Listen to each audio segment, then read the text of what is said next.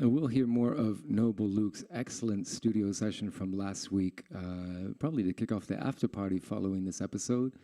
And speaking of this episode, we are about to begin it. So thank you, everybody, for tuning into this week's studio sessions from Goa Music Lab. This is the special, long-awaited episode from the Metaverse episode. Greetings from Arambol, Goa. We've got quite a few big topics to cover in a reasonably short amount of time. And I'll do my best to make it clear and use real-world examples. If you have any questions at all as we are underway, please do use the chat. And at the end of it, we can have a question and A, perhaps with some of our esteemed studio guests. Yes. Oh, who is it? Who are they? We shall discover that after the Metaverse. So here we go. Let's begin. Now, just as a disclaimer, I'm no YouTuber. I'm no video maker like this. This is actually the first episode like this I've done. And another first is I haven't made a slideshow pitch deck type thing with which I'll be presenting the information.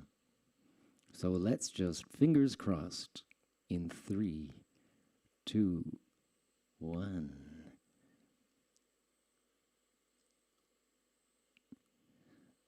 Goa Music Lab.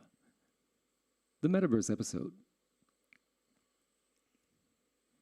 So why are we all here today? What are we here for?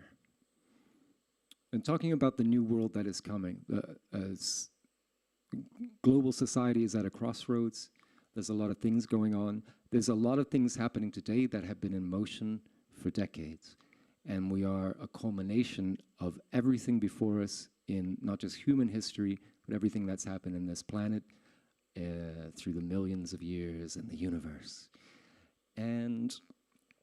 But here we are today in a society where we can share information and ideas, and the internet has been a major enabler of bringing people together, of educating people, of informing people, and opening up incredible new possibilities of what life and society could be.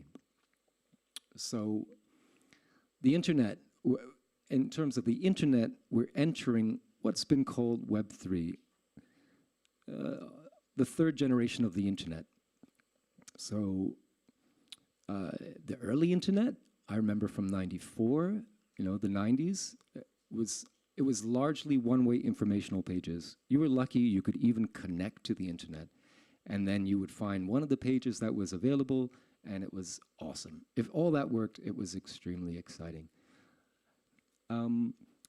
But since then, the past couple of decades have been sort of dominated by this second generation of internet that's been built around cloud services, including social media apps, productivity, almost everything, including websites. Everything is on some sort of cloud.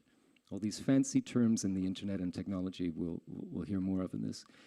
So we know the pitfalls that have come from when we allow our content creations, identities, and data to be in the hands and under thorough analysis by institutions such as governments and big corporations, and who knows who else, whoever, I guess, pays for the information.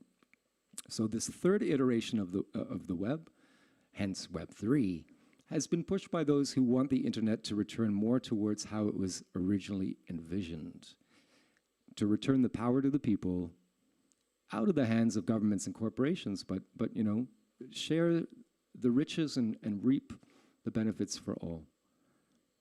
You've probably heard of Bitcoin or cryptocurrencies.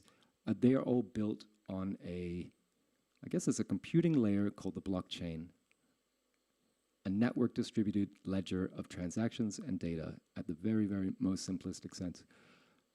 Other well-known applications using blockchain, you've probably heard of NFTs. You probably heard too much about NFTs this year. The NFTs are on the blockchain. It's just a fancy name for, or an easier to remember name for, a process that happens on virtually every blockchain transaction. Beyond that, there's many more possibilities, including, and whether we like this or not, this is the society that's coming. The future of social networks, the future of jobs and employment, easier and quicker means of self-funding resourcing projects, increased transparency and accountability among leaders, all these VR and AR worlds, autonomous systems that power it all. It could go towards a global one-state metropolis controlled by robotic corporations, but if we code and develop things that are truly good for humanity, we will all prosper. So tonight, there's a lot of huge concepts. Each of the individual ones are of, years of dedication and study. We're going to just try to introduce